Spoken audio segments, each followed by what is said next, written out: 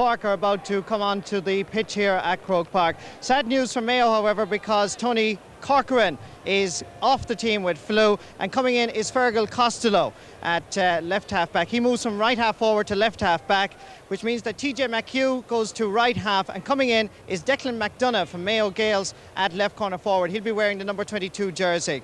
Cork, however, will line out as selected, and players like Kevin Dwyer, Faulkner Collins, Pat Hegarty and Paul O'Rourke knows exactly what Croke Park on All-Ireland Day is like, because of course they were here with St Faulkner's when they won the All-Ireland Colleges earlier this year.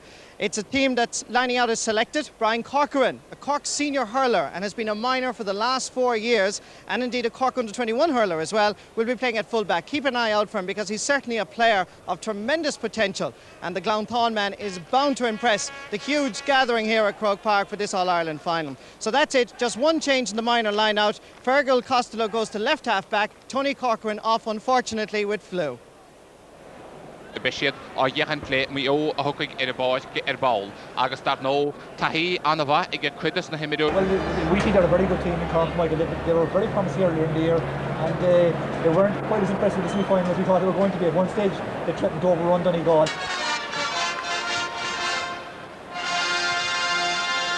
Orstúrhoid chaman Lucas Gael, agus an Trisha, Cahalo Hocha, Edian of Shlima. Lucas Gael, Liam Usalon well the heel, agus Ega Van Moira, and Ishakar Garam on Tishi.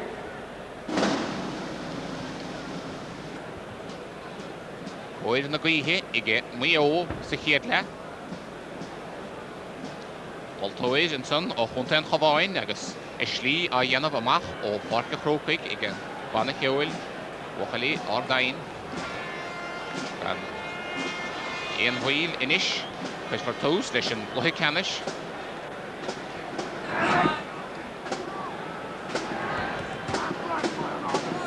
Mohalot Park, a Corkwick, Fachdo Kiloin, against Rodrigo Haverstick, against Paul McGowan, against Paul McConmara, Igemayo, on Moltoid Emot, Mosso Cavoil, Strakech and Tahurtige, Edit Wededoid. Had the lucky agus tá tús cur leis an imirt agus seo héad Corkig an ón saí Fachno Cleáin bhuiilteisteach a láslí go siúd ach sáirithe go Seán McSharrig de bhío agus planta síos féin bord go Polo Cuinnig ach sáirithe hís an son ag Eileen McCarrig agus sáirithe ag Brian mar a chó bhuiilteach thar sé de bhríne cic ta bhríne a bheith gán de Corkig agus sinné Brian ó bun chó Wallastach a láslí, Sean de Barrow de mecht na tro ach i mihawig.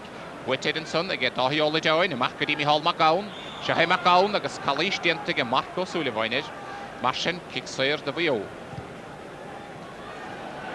Mihal McGowan, Wallastach a láslí, agus Ronan O'Golochton, Captain, I Derigi Council, Shane Ronan, Orda Mido de Sho, the Mercedes House of Fats of Rehe, Lechanish, Helmore Ordafach.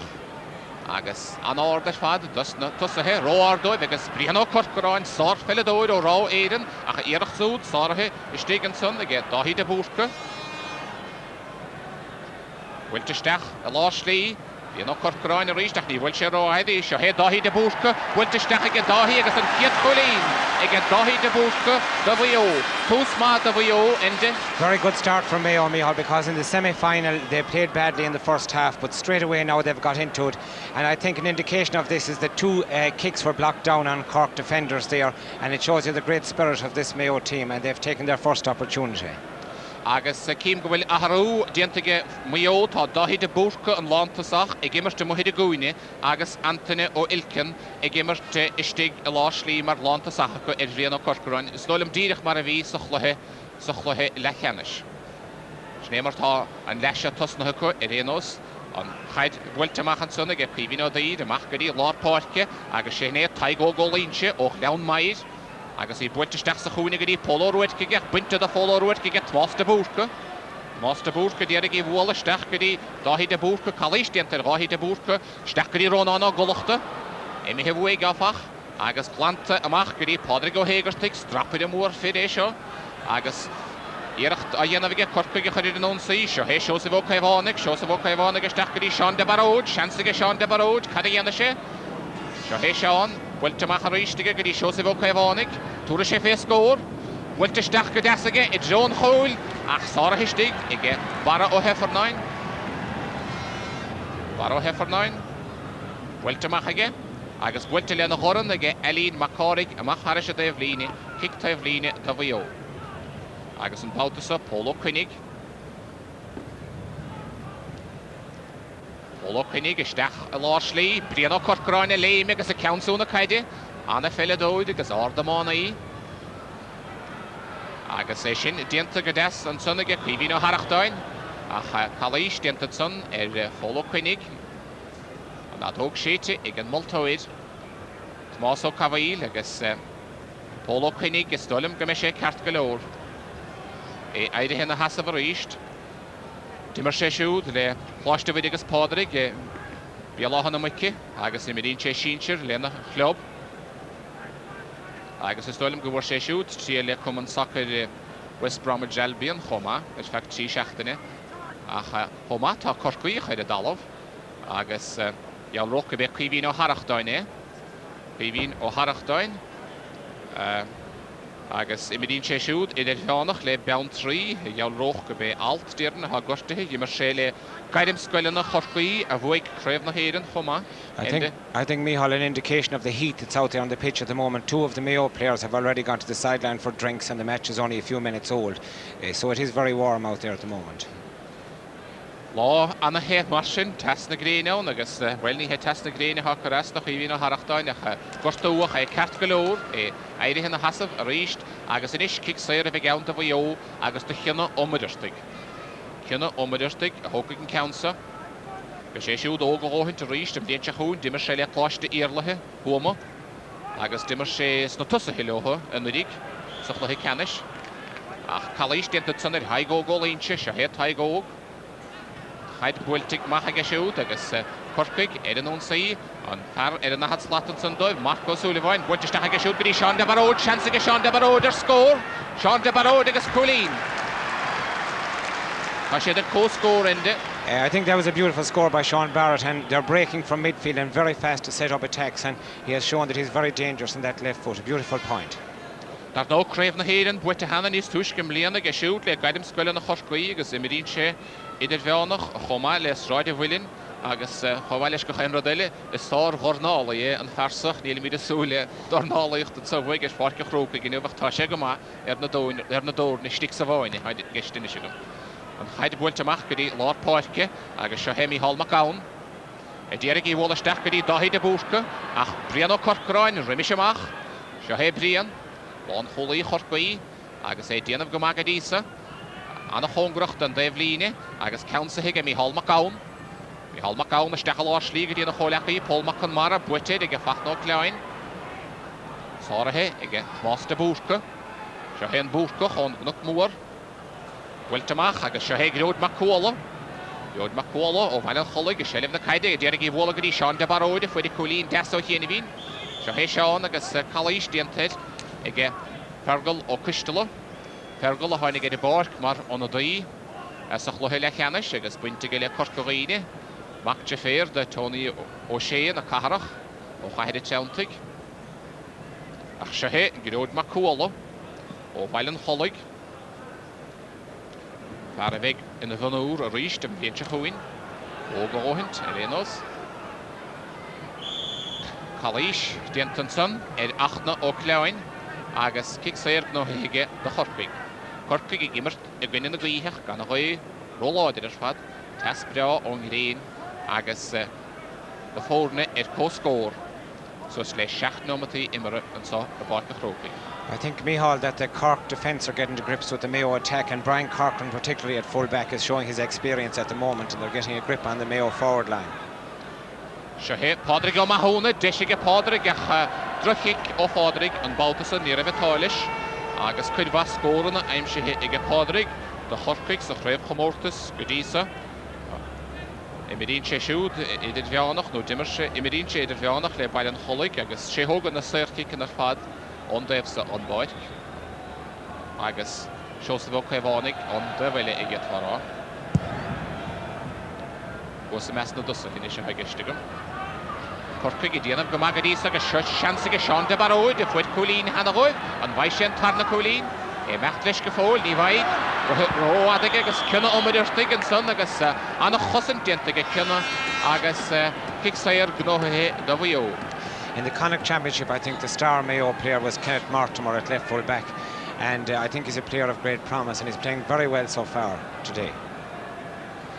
Agus Shahe Kenna, agus kick warada dientige, agus wiltige edierige de chuidir an saí ach sárathe is dik sa chuine an son ige blian omar a chu. Shahe Mayo agus Kenna irtige ríist. Anna chógracht an Devline, ro ada I drown Devline I mehemach agus marsin kick slesse de Chorpig. Agus an Baltasa Donalo Calachain ó Húglas a bhí na bhinúr an idig. Agus Prestlet chláist in na holscoile builteach go dtí Pádraig ó Héigeirteag ar neischa go héin is steparí taigó go líonse agus Shahe Marcos Sullivan coimart yes os na Corpaig inis. Anna Wall and son ag seosa bhó chuimhánig buinte go tappaig ag seansa go Polaroid agus níor thóg sé seans ar seacharán. Seans mac ar a múige Corpaig inde. Shahe ríist. Yes, I think that Cork went for the quick free there when they were in a scoring position, but missed the point. That certainly was a chance lost. Ach sin ar a bheann nach iad a frí go gweisi sin fóríil. Builteach go dtí lá páirce go Shahe Pólmach an mara a Mayo ó acail an fersa, ceann mór fadaisteach I dro gáhí de búsca, dáhí agus blian omar a chu le chéile, mehemach haris an de bhlíne agus déireann gur bheith dáhí de búsca chuir amachí, mar sin blian omar a chu. Kick te bhlíne builtige Shahe Rónán golachta, áda Mayo ag a pascar a glanamó, steach a cháláid Blian omar a chu machanis go dtí fachnó cleáin.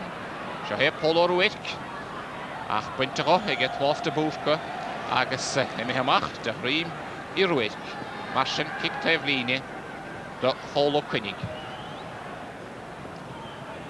Steach a lá slí agus sárathe go deas builteach go dtí Marcos Sullivan Shahe Marc I dtíar go llí dhéanamh fear anna láidir.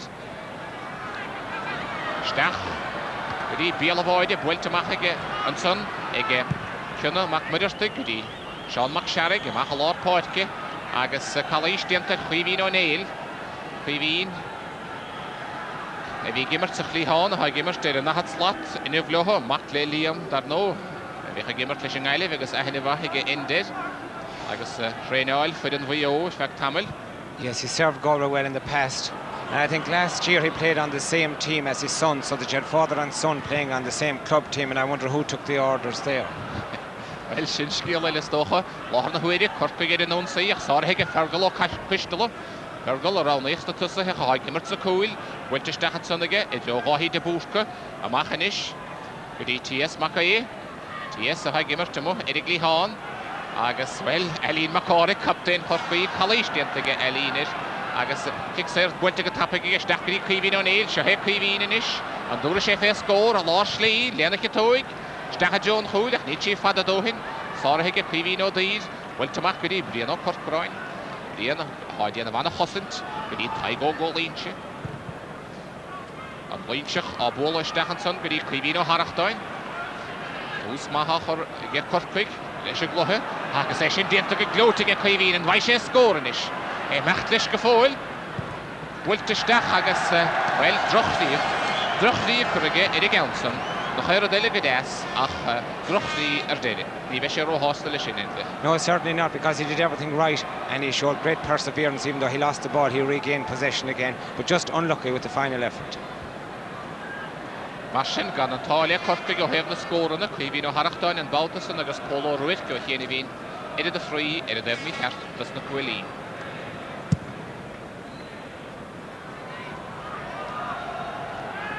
Corpaig agus iad ar an ón saí rána himaracha a dhéad fárá go dísa bhuiné Pádraig go maithóna a ríist de cinna ómaidirteach sár chosint sár imirt a dhéanamh aige do Mayo.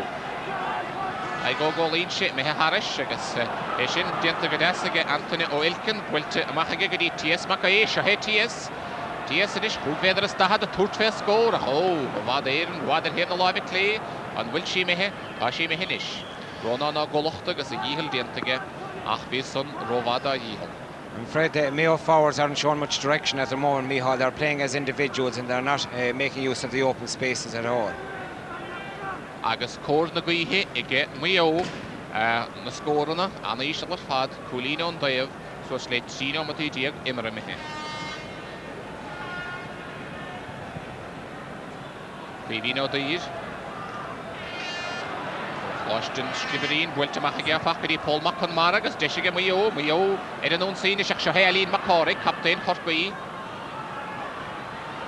Agus adol Jonah Caide, Padraig O'Mahona. Council higa desige Padraig, Congracht an Daivlíne, bhfuilte stachgadí Paul O'Ruidgige. Paul agus Cosintinis. Ar ha naine me bheith gimmar stig sa chuine, ar nasgadí an captain Eileen McCorrick ó Rena Hinimo. Agus sin dianta go desige Fergal ó Cistala.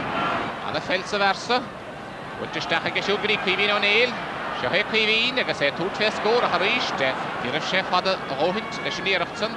Agus an haid me higadí Donlo Calacháin. Donlo dierigi bhóla gadí glúd me cóla ach drohíireach do Donlo Calacháin amach haris a Daivlíne. Rónán golachta. Bhfuilte steach lá slí agus í mithe an son amachchas cháláibh gáhí de búrca agus seo héad Corcaig agus glúd me cóla a dierig Corcaig a chuir an ónsaí. Bhí bhín ó harachtáin dhéon sin go deas a steach an son gadí steach gadí Marco Sullivan ach Corcaise chur a fé bhar kick séir nó héige de Corcaig. Padraig O'Mahona a hócaig an ceansa. Cúgvéadar a stahad nó marsin, díreach teh mod an lína cúgvéadar a stahad. Agus i gcuine na gaoithe é chuí a áil í tíro láidir.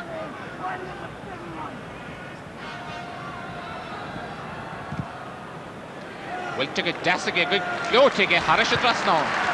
That was an absolutely marvellous kick by Pat O'Mahony. If we saw that in the senior game, it would be amazing, but a beautiful kicker. Anna íireacht ar fad an son i gcuine na gaoithe. Agus teh mod an lína cúgvéadar a stahad be sé anna hástal sin an chiad scóra ge Padraig O'Mahona agus an tarna scóra ge Corcaig. Corcaig chuin cínis anióin iad a bheith gimmart i gcuine na gaoithe so le carú a chluig imre mithe ach gan iad a Coolín a bháin chuin cín ar bhío. Mara ó Heffernain agus Rónán ó golachta chalís diantaidig ag glúd me cóla. Mayo's big problem is their full forward line hasn't come into the game yet. They're being dominated by the Cork back, so perhaps we might see something from them now. Carachil marsin agus be sé siúd i dtírig Mayo chur ar an ónsaí Paul McConmara agus dimar sé siúd le caidim scoileann a Mayo, bhí sé gimmar le bhfuil trí bliana scoilm. Bhfuilte steach a charíiste lán chólathe Corcaí, díana bheith ausar fada stig sa chuine, blian mór ó Corcráine, teachtamach buinte go chuige Cuimhín ó harachtáin ach fach nó cleáine teachta gaudir. Agus dáhí ó lideáin i dtírig chaideáil de Mayo ar hasgadí Paul McConmara. Seo hé Paul agus kick fuór ó fóil isteach Rónán á golachta anna miróide fersa, sára miróide Rónán. Ach súleanna híarach meadar nó ní hé Rónán a bhí an báta sannacha macdonacha agus seansa stigad san a míle hóla bud sí me haris a drastáin anna hansa san bhí anna hansa fadan san ag Cuimhín ó Néil agus í no a bé dáhí de búrca bhí anna ned an le agus í me haris a drastáin. Well, Micheál, the full forward line have come into play now, and that's one score. And with a bit of luck, there could have been a goal because it just went over the bar, which was great thinking by the full forward, David Burke. Déagláin McDonagh a bhfuil isteachaí agus sinné dáhí de búrcan san agus dáhí a chur díad a haris a drasnáin agus an táile Corcaig nach cúla bhí an.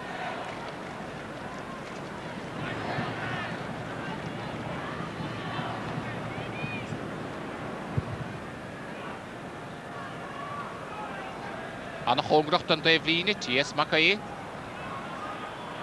Agus mi hamach haris a Daivlíne, mar sin kick Daivlíne na Corcaig. No. Se. Bhfuilte fanna Daivlíne a suas an son gadí Seosibh ó Caimhánig. Seosibh i dtírig í bhóla isteach a lá slí, fachta go deasige Cuimhín ó harachtáin. Mardas an air a bhfuil sin ceansan. Agus ceansa hé go glóte an son ag Sean McSharrick. Ach iireacht le háirithe i mi hamach haris a Daivlíne agus kick Daivlíne de bhío. Anna chosan diant an báta san ag Sean McSharrick, anna bháil san air. Ach Kelson bhfuilte go hol amach haris an dhéobh líne a ríist I get másta búrca.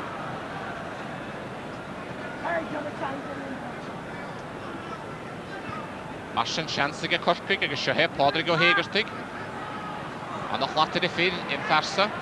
Bhí sé san Astráil caiicí san irig, bhí sé gimmart leis na minúid in irig chomá. Bhfuilte nún in isige go dtí Seosamh Ó Caimhánaigh, seo Seosamh, seansar scór. Agus Annach Chomhlín agus Seosamh. Another great effort, and I think that is the difference, that the Cork forwards are opening up the play. They're keeping it wide. Mayo are not doing that. They're playing the ball in the centre all the time. But there's great depth to the Cork attack, and that point came from it. See where the ball was played right across the field instead of going for his own score. And the full forward, Joe Kavanagh, was on hand. Very good score and a combined effort. That's the difference between the two teams at the moment. The Cork forward line are combining, whereas Mayo are not. Agus Annach Haig Seosamh, bhí sé siúd den nóid Chorcaí an irig. Agus gimmart imríd sé sínsir le réna hníomach seo Rónána golachta. Bhainte isteach sa chúnig siúd bidí, dáhí de búrca. Dáhí agus éireach le háirithe bríon mar a chó. Annach chosan dianta go bríon de Chorcaí go Baltasal. Agus sin dianta go deasa go másta búrca. Halís dianta ar a múrcach ag Póla Ruid. Bhfuilte go tapaige seo Rónána golachta. Idir go chulgurí Píhín an éil. Well, here a Píhín tapaige róhin agus seo Sean de Baróid. Agus bhuiite cheann chomá an Baltasan.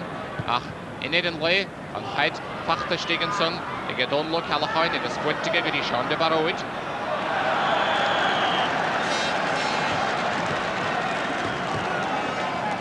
Kicktaibh líne de Argal ó Cuistala.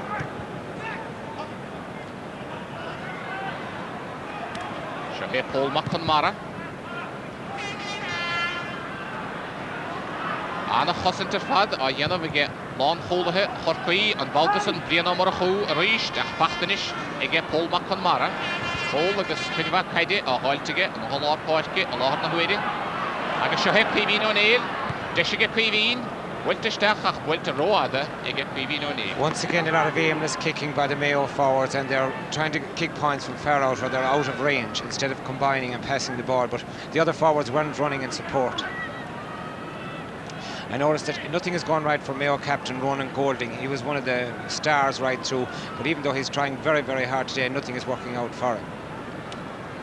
Marsin timplé Genomatí fácas sa chéadle, Chóid chuíthe ige Mayo agus iad Cúlín bháin chundédig ar Chorcaig. Sí Cúlín ige Chorcaig, má Cúlín ige Mayo agus seo fachna ó Cleáin. Agus me bhuaig an fachcaí dáhí de búrca, seansaige dáhí de fórna chuir cóscóir ige dáhí de búrca. And Theo Cúlín ige Mayo. Another great point by the full forward David Burke. Now he's showing the way to the rest of the forwards because he's scored 2 good points and he's capable of kicking them over from 30-40 yards out, whereas the rest of them are not. You can see his perseverance here, even though there are 2 defenders, he breaks through the tackles. And a wonderful kick. That's what Mayo need at this time.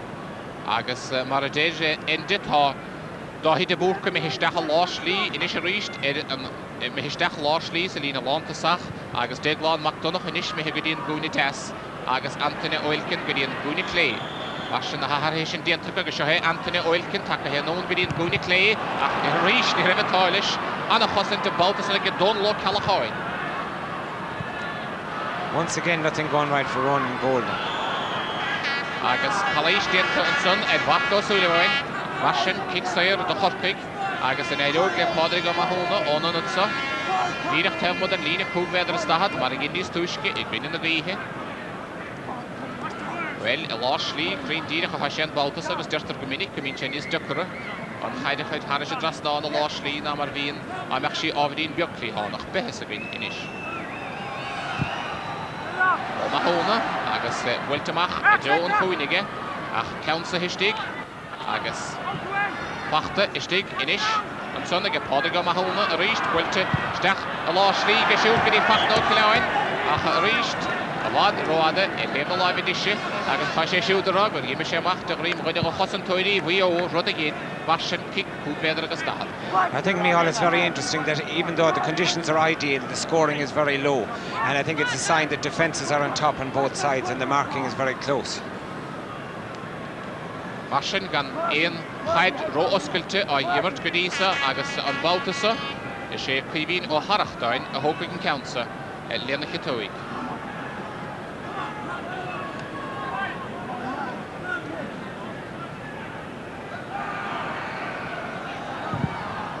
Caoimhín agus Graham Desfachta in ceansa na gegas na chfuil Mayo an son le Cork agus tócha lí an oran ó Marco Sullivan ach ní sé amach de réim chuine go cholathe Mayo mar sin kick cúgvéidir stad a ríist. Mayo lived very dangerously there, Micheál, and they were lucky. They were lucky that they didn't have a goal scored against them.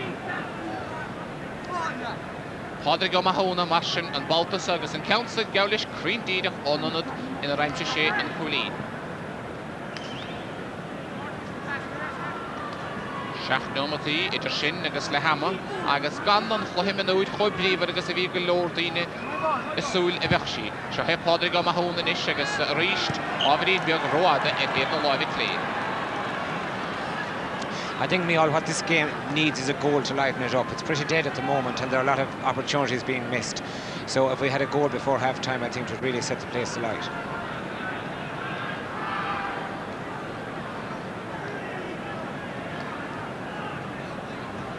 Amach mar sin de Mayo Barrow Heffernain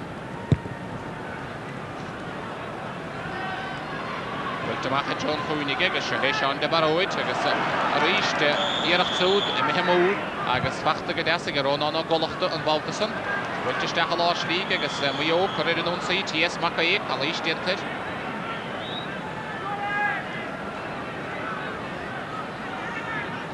Caoimhín O'Neill a thócaigh an ceansa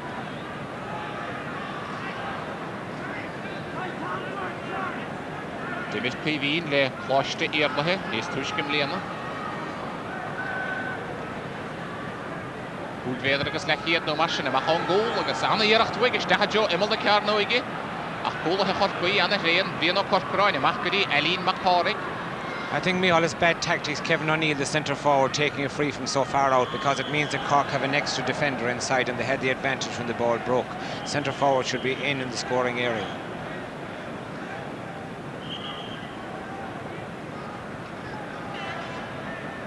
An Baltóid in son agus is stoilm gohfuil fis a chur roiine go cholathe a bhuióige Tomás de Búrca. Rud éigent ará le Tomásaige agus kick taobhlíne a bheith ann do bhuió agus Pólo Chuinnig bhfuilteige siúd is decha lás lí bliana Corcráin a ríist de bolla na caide tríhánach an son go dtí bliana mar a chó. Sean de Barrowid bhfuilteige fergal ó Cuistela fergal a gháil leis isteach ach Corcoise gur a fé agus mar sin kick saoir gnóthaithe ige fergal do bhuió a ríist an Caoimhín O'Neill a gimarteir na hat slot a thócaigh an ceansa. Once again now, Kevin, unless he's capable of kicking it over the bar from here, it's leaving Cork with the advantage again with an extra man inside to defend. Camelín beag ta mud an lína chúgvéidir a stahad cór na gaoithe. Wiltisteach a lás lí agus seo he Olmach an Mara.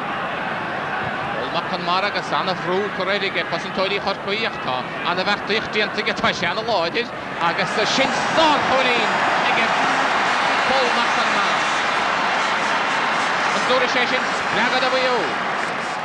Now here we had the midfielder showing the way with a great point. We thought he was covered by three defenders and we thought that he had the opportunity lost, but he regained his balance and his poise and kicked over a great point from long distance. Peculiarly enough, the last three Mayo points have been kicked from good distances. Excellent point. Íireacht fóilinn son I mbeithe Harris a drasnáin agus don giadúir sa chlutha tá Mayo I mbeithe chun cín.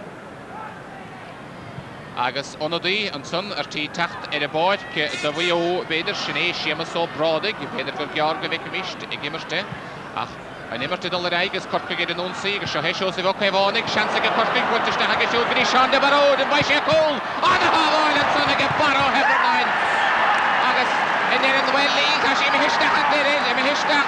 A wonderful forward movement and the Mayo goalkeeper Kevin O'Dwyer Barry Heffernan was in very hard luck because he almost tipped that ball round the post. Anna íireacht diantaige bara ach imihisteach an hóin sár híhil an sonir agus mar sin cóla thuirigh anna spreagad a Corcaigh. I think this is an indication of the great movement, the way that how dangerous the Cork forwards are when they get going. And look at the goalkeeper here from point blank range. Marvellous save, but just wasn't able to deflect the ball high enough. Anna iireachtar hábháil mar sin dianta I bara ach hepid in éidir chuisíisteach an líontáid and ón gur geallra gur sí sárathige. Now, Mihal, we have that goal that we were asking for a few minutes ago, so perhaps this game will really get going now. Agus Corcaig I mithechan cín. Na chuid, cinna omidirstig an san.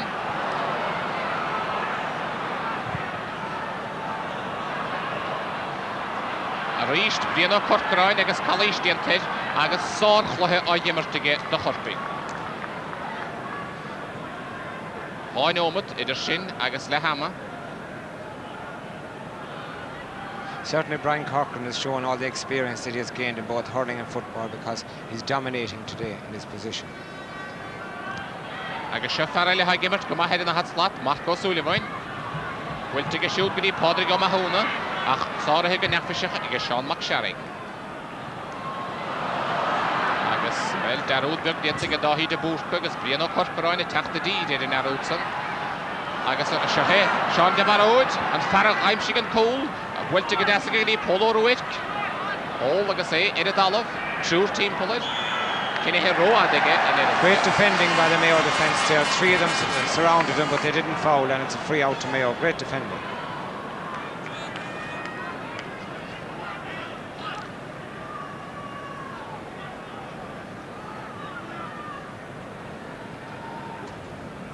Marsin in Nomatavoin, idir sin agus le hama.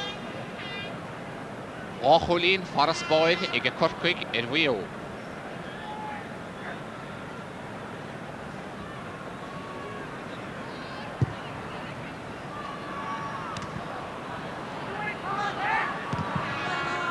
Rána himara I get fara á, I get Corcaig dísa se hepi vín á harachtáin.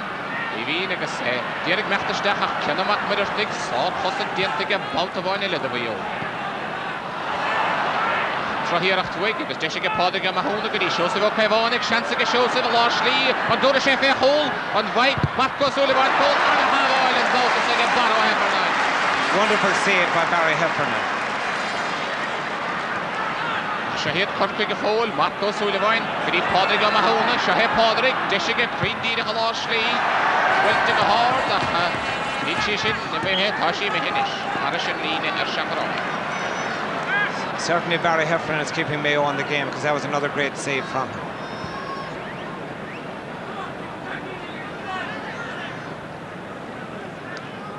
Shahid, Seosamh Ó Caibhánig, I déanamh líisteach, Bhín agus bert chu go hiige agus pas láimhe, bhfuilte amach an sunnaige agus anna hábháil fad ige Barrow Heffernan. Ónána golachta, I dtíarag spleaga ige na húrta Mayo. Agus Shahid an tunadaí, Manig in a báid go brádig, bhfuilte steach ige siúd, inis go dtí dáhí de búrca, a charíis sábháiltha istigh ige bhíhín ó dtír. Agus sin é le hama agus na cosa tu go hiló ige Corcaig ón iireachtan ach gifara rána himara ige Corcaig sa chéad le iad a gimmert ige. Range attack, but it's, you know, I suppose about the biggest blow we could get. You know, it's a points, but they've got to play the ball low into David because Brian Corcoran is dominating in the air. Tús curra leis an tarna le agus Shahid Mayo bhfuilteisteach an son go dtí O'Neill ach buinte go ige Eileen McCorrick agus an timiróid is fearr a lápáirce ige Mayo gan éana go Paul McConmara chalís dianta an sunid agus fis áchar ag an Moir ag an Multóid thórléiste ach be sé ceart go leor Paul McConmara ó Achill agus choman chéana Mícheál McGowan a dalamh sinné Mícheál McGowan an fearrile a hágimmert a lápáirce ige Mayo. It looks bad for Mayo Mihal when you see the two midfielders down injured at the one time, but McNamara in particular is having a great game and he's keeping Mayo in at midfield. Very strong player and great spirit. Well, tá McConmara ceart go leorach sethe Mícheál McGowan a gimidíon sínsir le bíaláha na muice agus is stáilm gur buach ar a súd sa chiad chraibh is sa chiad bhálta de chraibh an chuntaí tá cór leis a choréir is stáilm go me sé ceart go leor ach mí ábharach go maith de Mayo go raibh an bhirt lápáilce gortathe agus gan an imirt ach díreach tosnathe ach Macán ceart go leor agus mar sin kicksair I bheith geann do Mayo Caoimhín O'Neill a thugad an Counson. Counson bhfuilte go híisiil ige Caoimhín O'Neill agus bhfuil sí an moltóid is stoilm so beagad an moltóid an Counson a chahabh an áde.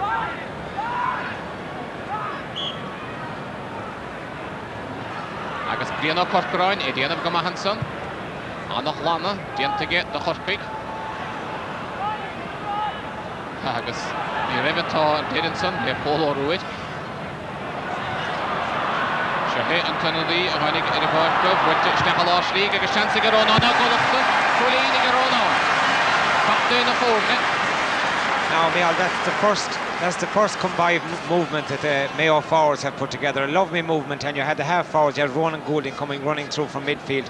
Now, they must run and support one another like that, otherwise they're not going to win this game. But this was certainly the best movement they've put together for the whole game. You can see Seamus O'Brady when he gets possession, looking up, and Ronan Goulding coming in at full speed and taking the ball and over the bar. Now, the forwards have got to work and run like that if they have a hope of winning this final. Mar sin níl idir na fórne ach éon cholín a bháin agus Shahé Padraig ó hégarta go bhfuil na caiide go dtí Clóid mac cóla. Sáirithe go deas ige cinna omidirtaigh ach bhfuilte amach haris a déobh líniige. Kenneth Mortimer is defending brilliantly as usual, but some of his kicks have been rather careless, and he has kicked out over his own sideline on 2 occasions. Losing a little bit of concentration with his clearances. Clóid mac cóla sáramána é seo chomá le Brianna Corcoráin ach níor bhfuil sé an Counson roada. Shahé Brianna Corcoráin agus gaisce á dhéanamh go Brian in ucht do Chorcaig agus bhfuil Dickinson leis an lán tasach a stoilm seo sa bheadh Caomháin ige sábeach sa drám a thuirta cheann mac searaigh ach thug sé do cosa leis. Certainly, Micheál, Brian Corcoran was a sub on the Cork senior hurling team, and he's catching and kicking like a senior player here today because he's getting huge distances with his clearances. Bara ó Heffernáin an sa, chain an chiicse, an chiicsairsa a thógan do Mayo.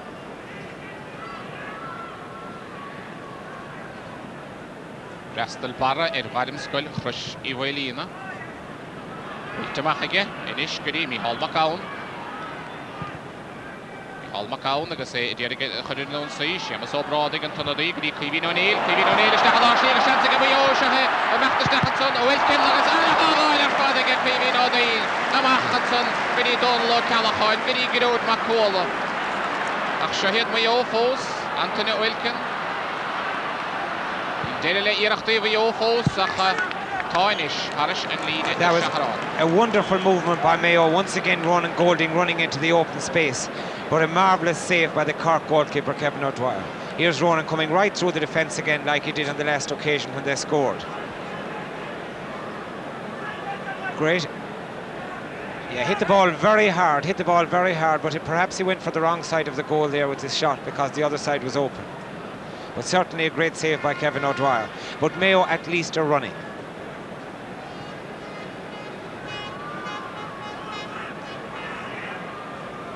Agus cóirléis a chur Caoimhín O'Dwyer, Gúlbáide Chorcaí, a láthar na huaide, stoilm gur duine agus na cúlathe a bhfuil leis. Agus Shahid, a sínsir, teachtasteach go dtí Páirce Chrócaig, agus Fáilte, agus Fiche, ácha rompa, slí a dhéanamh isteach go dtí Páirce Chrócaig acu, don chluiche sínsir. Agus hit camera agus wachtán ó leanúntisteach.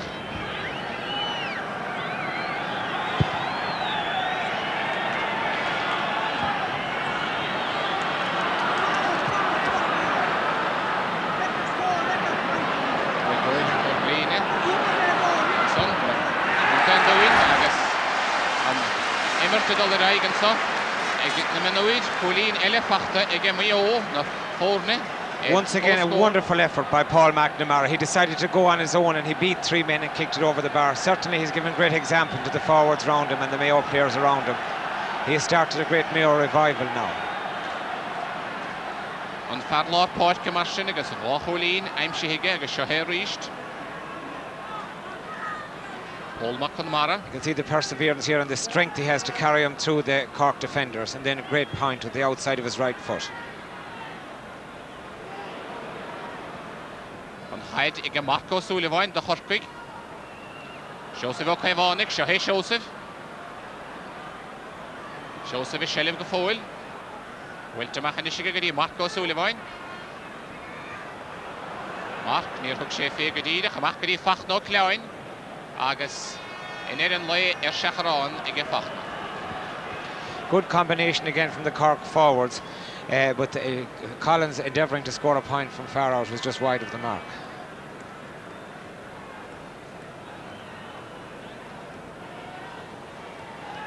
Now the stage is set for a good finish, really. Seach nómatí imithe na fórne cóscór.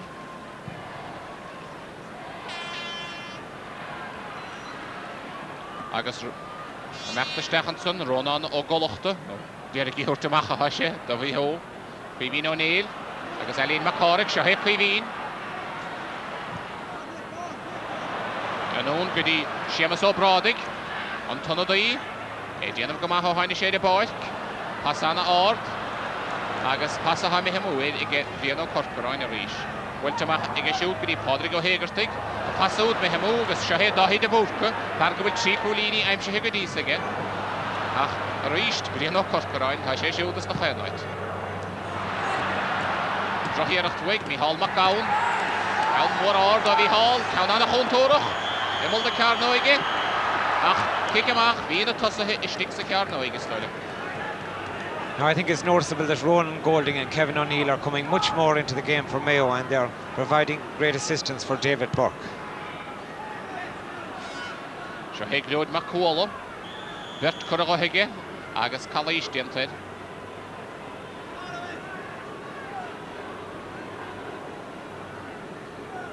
Ceann Fadawig, Marco Sullivan, a Dula Jonah Caidig, agus Seo Sean de Baroid. Sean de Baroid, Cork and son le Dahí Ola Dewain. Bhíonn Corcaráin, Baltaváin ile. Agus annach bháil ige Pádraig go Mahónach, Mihí Uig, Bidí Tomás de Búrca. Tomás de Búrca, a bóla na Caidig, Bidí Paul O'Cuinnig, a Dairsa. Paul. Bachta na Chuidige, Bidí Seamus O'Bradig. Bhíonn Corcaráin, go dtí Pádraig ó Héagartaigh. Ó Héagartaigh, go dtí Pádraig ó Mahóna.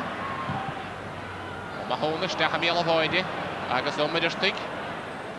Ceann sú na Caide. Teacht amach lethe, da bhí ó. Bhuaitead O'Bradig ige Pádraig ó Mahóna. Seo hin Mahónach. Ceann anna ard, go dtí imol na Carnoige. Dach deamú go deodsan ige Fergal ó Cuistala. Ó Cuistala, go dtí McGowan. McGowan agus í Mihí Uig, Bhíonn O'Neill, ach Calais dianta Mícheál McGowan.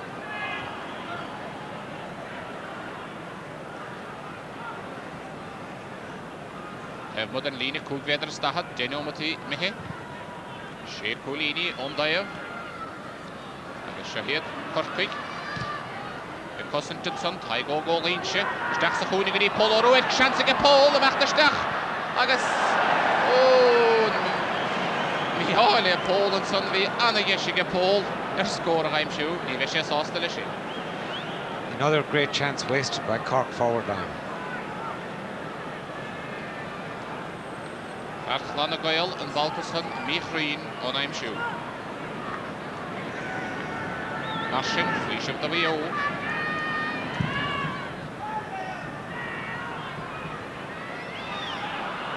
Steach lethe Sean de Baroid.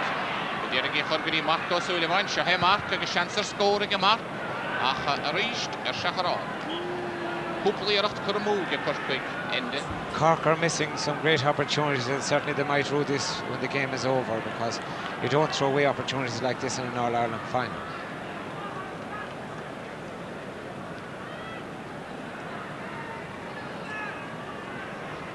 Ábhaidín scamalaach a láthar na chuide agus mar sin gan nach líana taine bheisteach súile chomhlaithe Corcaí agus cím go bhfuil ionadaí tí teachta de bord de Corcaí tá sé síos a suas fanna taobh líne ar a bheith haldan báid go réanos ach an imirt a dul raig agus sa tíoraigh teachtamach léthe Polo Quinny. I think that was a very bad decision, because Polo Quinny did his very best to come out and clear that ball.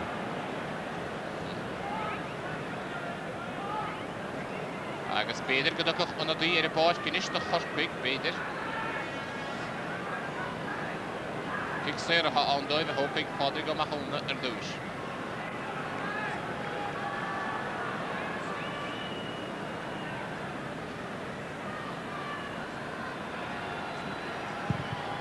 An Mathúnach agus a Counson bhfuilte go deasige ar a sé drastáin a get Pádraig Ó Mathúna. Another marvellous kick by Pat O'Mahony.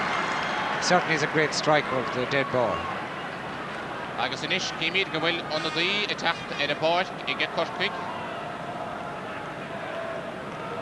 Nederlam a bit van bara Ó Mathúna sé, van bara Ó Mathúna take ar a báid agus Polo Ruisk imimehéad an báid. Pól a bhí mí ábharach leis an éireacht gérig an san bhuaig, sé gháil isteach sin Mar sin fergal Ó Mathúna ó chlána chuigte take ar a báid.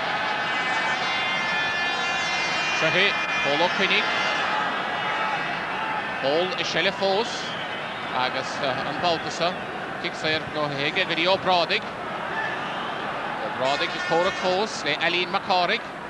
Eileen Rómhaga. Bailte go ríiste go Brádaig agus kick séir de Corcaí agus le Eileen McCarrick. An Mathúnach a hópaigí. Ian Chulín a bháin atara mar a cínsibh. I think the referee made amends, Paul Connie, that time, because he got a rather easy free on that occasion, whereas there was one given against him in the last. Pádraig Ó Mathúna an bhfuilte isteach ag a siúd agus fára hiistigh I get más de bhúrcha a chadra hiaracht ó más.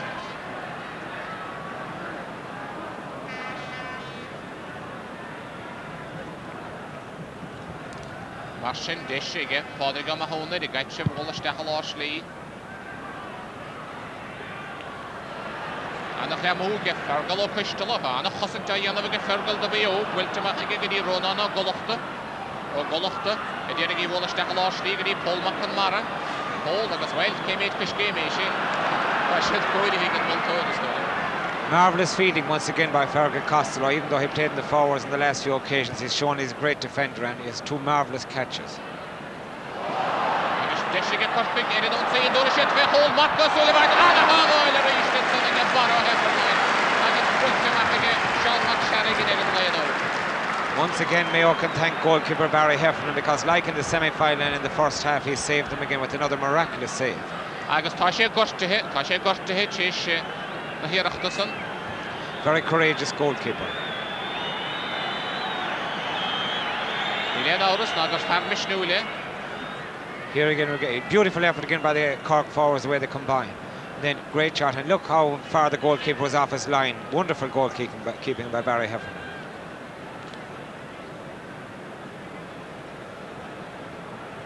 Mar sin an moltóid Tomás Ó Cavail I Stigginson agus cóirléis a chur bara ó Heffernan anach a bháil ar fad diantaige. Imid Paddy Cullen I Stigginson an aici le fear na spiartalí. Agus neidir go tá ina agin I siúdanmh Sné Martin Ó Cearnig tréálaí Mayo an son agus imníoch mar geall ar a chúlbáide bara ó Heffernan.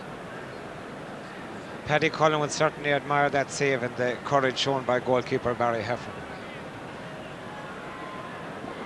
Agus fidin na mí I teachtanis agus Colmore Ruirt deirtarlinn ná be sé siúd I gimmert agus an chúlbáide an son agus Macailig agus ó beagáin agus iad ilig I déanamh I slí isteach go dtí Páirce Chrópaig agus sciala buile annach rámara Tomás Ó Dúdanson buile annach rámara agus léim ó hé nábig Colm ó Ruirt I gimmert agus ní fistúin Pevik i gimmert go fólín. Ach, Jetsúd, teachtasteach inis. Agus fáilthe an daun a chorómpa ach nimmert dul aigen sagus Pádraig Ó Mathóna tí clic séir a hógan de chorcaig agus disige cholín a gaimsiú. Agus tá san dianta ag Pádraig Ó Mathóna an tríú cholín ag Pádraig. Another great point, and I think if Cork are to win this final, a lot of the credit must go to Pat O'Mahony for his free taking. Marsin, cholín a bhain, Faras Boyle ag chorcaig a láthar na huide. Agus cím inis gwyl Finbar Ó Mathóna himach gyda yn gwyni agus pibin o harachdain tac a hystech a lás lí sy'n un a lantasach. Agus siosyn o chefónig himach gyda yn gwyni clé. Agus Shahid Corpig yn o'n sy'n rysg himach dystech yn son Sean de Barrowyd. Sean de Barrowyd gyda fachna o glawin ach sár a hystig ag Sean McSharrig. Shahid Brian o Morachó an a chosan toir Brian Elmwood Fadawig. Agus Anna Cramú, Sonnigan on the Vegas Dishinish. They get Corpig in the void. Why she call while a race down a Havoil, Dienta of Marco Sullivan, and a Barrow Heifer 9. Anna whole boy there, Barrow Heifer 9. Another incredible save by the goalkeeper. Shahe Pádraig Ó Mathóna, Agus Colleen, Anna Yasso Pádraig, and Carol Colleen Wigino. Certainly the star of this final is Barry Heffern in the Cork goalkeeper. The Mayo goalkeeper, I should say.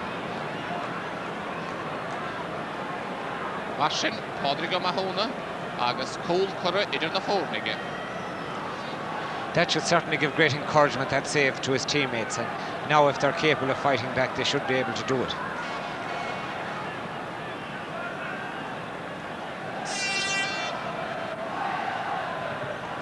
Cole Boydie, Barra o Heifer 9, went to Gadasige, with Polo Quinnig. Mayo, Colchan Dedigidish, Kian Mian Haunta, and the Vienna Gamagadisa. Agus kick said no he get Tahi de Burka.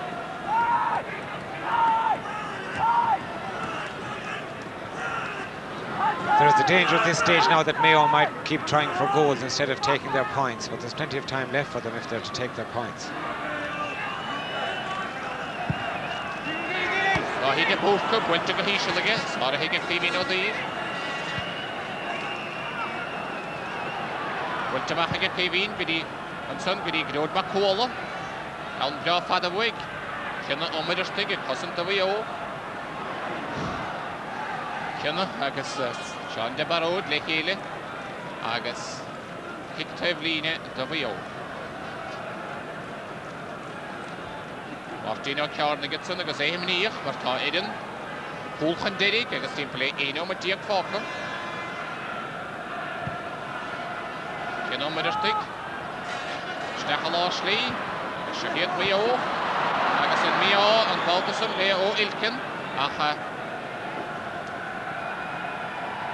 Buckaligan Baltor, Leo Ilkin, Mariel Erin Willishin. Mayo and hard luck there because the final pass in a good movement was just inches wide of its mark. Gollo Calachoin agus Rusta Higge.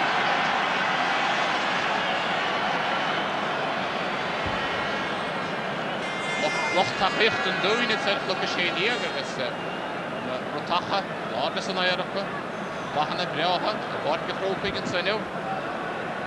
And the Hidiana Tainev, and now we reached.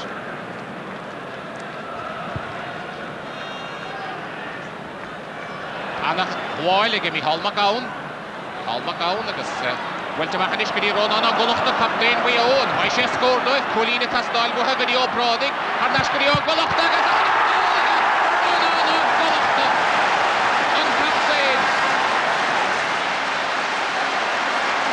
An absolutely fantastic goal and a great movement really, and one has to ask, why was Ronan Goulding left so loose? No defender near him when he got the ball.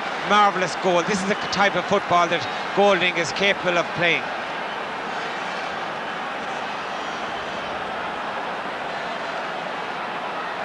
A great passing movement, takes the return pass, and then marvellous shot.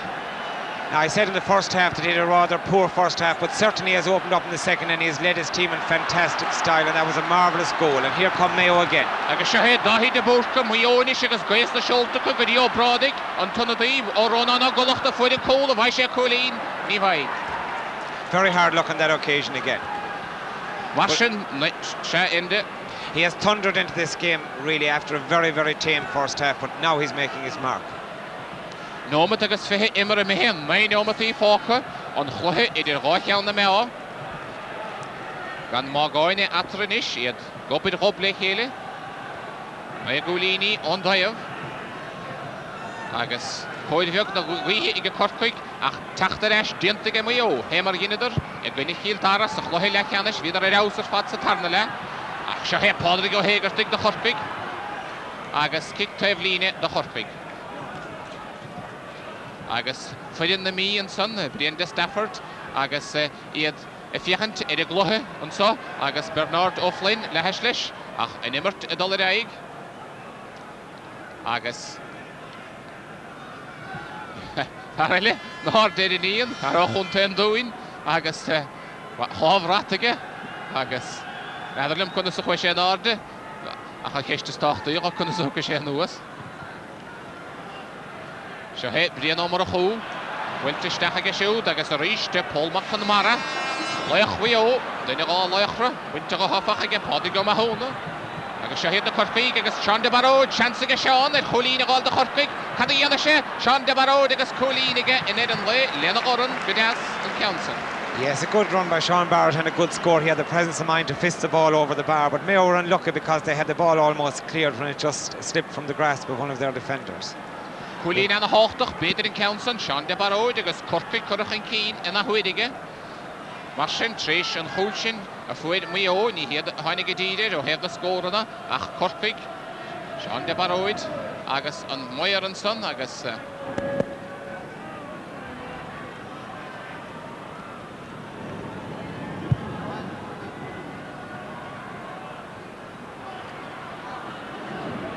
Corpig, in an own say. Ach, Sarah and Son. Agus Bwiltamach inish, gyda Padrig o Hegerstig.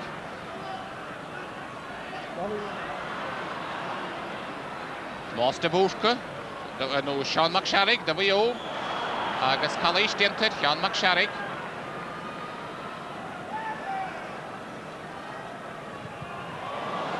O, Drahiracht and Baltason. Drahiracht o Sean McSharrig. Agus kicktaif líne de Chorpig. Líon Omar Chou, ona di Elefos, tacht de Bord, de Chorpig.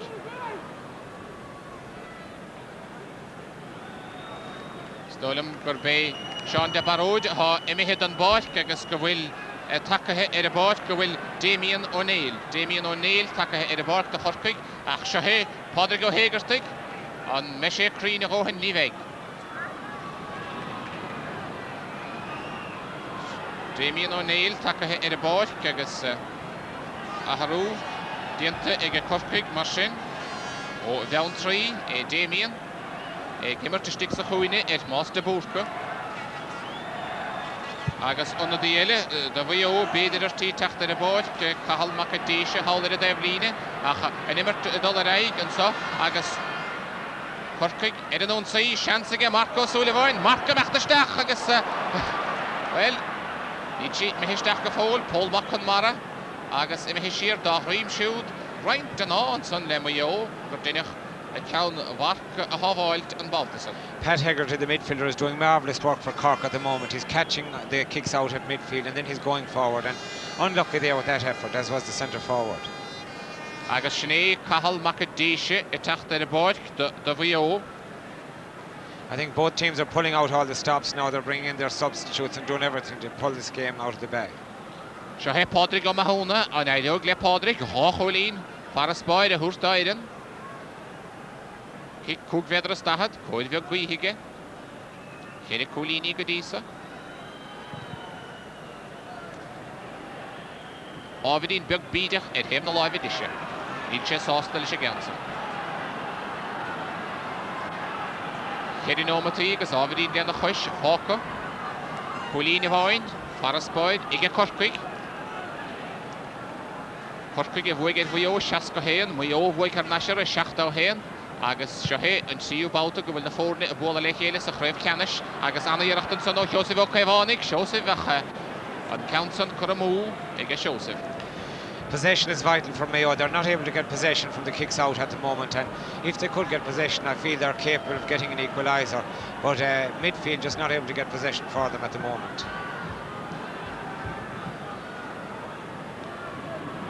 Barrow Heffernain, Gavilin Redson. So Valti Mahe dianta nivige the VO agus Darnog Count of Oin, Yalvige, so Valtige, Washistahid. Anna Ramo Bautason again, Paul Maconmara, Sara Hensage, Piano Moraho, Emihe Joan Tevline, Kick Tevline, the VO. Cargill or Pistolo.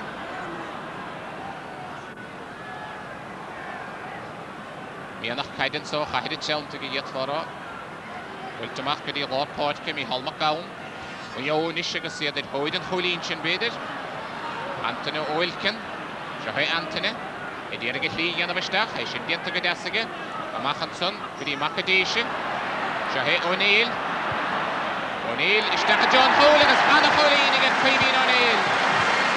A wonderful effort by Kevin O'Neill, and Mayo forwards are keeping their heads now, they're playing the ball around.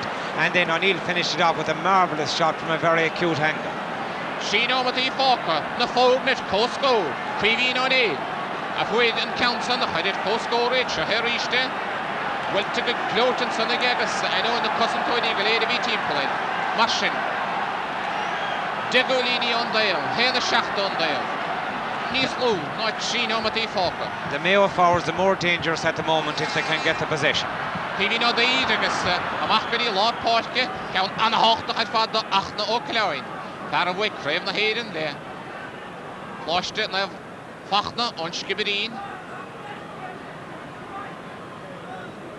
Agus kicksair tochtach the Horkig beder na he count tochtach samach. I know mit Falker.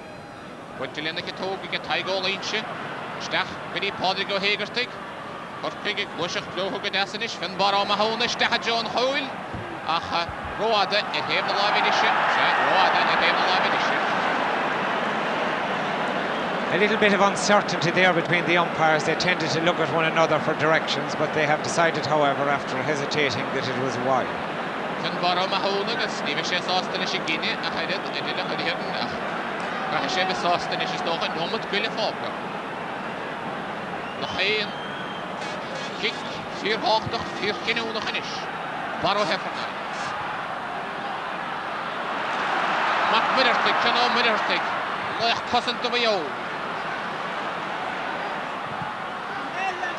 Agus, well, had them gonna academic council Gamir Listen of a stolum, Seamus O'Brodick. Agus Shahe, the number of who. Joseph O'Caivánnig, Chancellor Joseph. Tarna Chancellor, Lena Kitoy, Gestacha John Hole, Agus Colleen, and a hawk, Agus Joseph O'Caivánnig. A Benin Colleen, a Wahiga Fluhe, no ducking Mayo Harnash. Marvellous point by Joe Kavanagh. Up to now, he was directing operations and passing the ball around, but he has shown that he's a good man to take a score also. Great point. And Lonta Sachanson, or Brenna Hinimo, Agus O'Colleen, Fachtigan, Counson, 4 hochtach, Nila Leno with Falker, Kevo Higaflahisa, Mayo Colleen Hendedik, Yed Jerry Dollar in on sea, Yed Eden on sea. Stammer Higadasiga, Fachno Kiloin, Kick what order, Anor. Shahep Pivin O'Neill, if we're Colleen O'Hien of Doyle, Agus Kalish Dental Pivin, Pokashi kicks at the topic, it didn't. Stacha Joe, Wahi de Bulka, Dahi Le Megas, and the Hossin Tahian of a Corkig of Folin, Shahe Oilkin, Anthony Oilkin, a Macbedi Ronan Golochta, Ronan Eridalov, Eridalov the Foil, Legas Kenny had Ronan. Certainly, I thought Mayo deserved a free there. I thought the Mayo forward had been fouled long before that. Lanomet, they pushed Denomet if they had Emeramihe, a Corkig, Colleen Hinkin. Schacht Grave, Ele Eden, Buetico, and Raisha the Stachs, Tarnahoit, Kintinish, Mayerin Loha, Dolgri Nochto Count, I Dengi, the Mayo, Skiri, Tashet Sudet, Coscori, yet for us a Kiadite.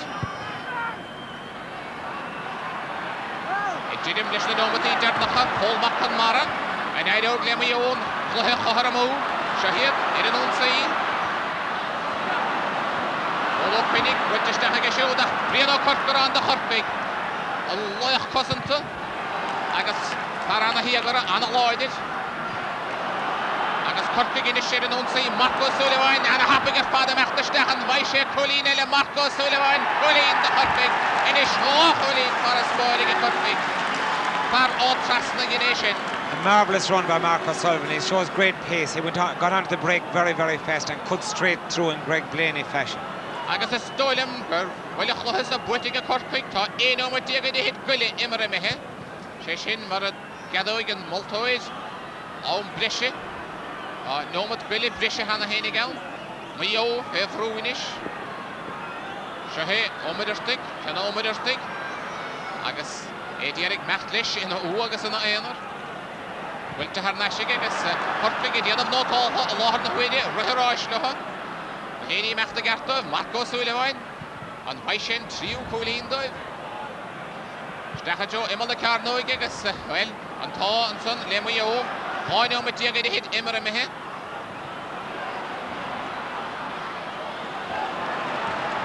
O'Brodick, Kevin O'Neill. Oh, beyond Baltus and Leon Muddertig or Leon the Shea. A Shea tapping a Rohin, big, Shinner around, and beyond Jarragan Sunlish, Leon the Shea. So, no, indeed. Hard luck on Kenneth Mortimer there because he has dominated in defence and now he's coming up to try and lend a hand to attack, but he just slipped at the vital moment there and a great chance went astray. I know Matiaga the hit is Kid second is Dahad Emera Mihis Tarnala Agus Roholin Forest Boy Iga Corpig Agus Iad Ediran Ertin Tohto Town a Wachtent Mother Wahid Mayo Pool on a happy Agus Shine Craig Heron, Woodte, Iga Corpig, Aline McCorrig and Son, on Captain, Buffy, Ren Henimo, Haravet, Logadach, Pogadachus, and down a Jan of Lake Elicagus, remade and down there, a Giat Crave Ele Aiden, Whittaker, on Lane, Nadia Pochtow Hen, on Pochtow Town, and Park. Getting the admiration and applause of the crowd here at Croke Park. They've just gone past us here underneath the Nally stand past Hill 16 and a tremendous ovation from the Down supporters on Hill 16. Happy Portman all. Dressing room, Down arrived here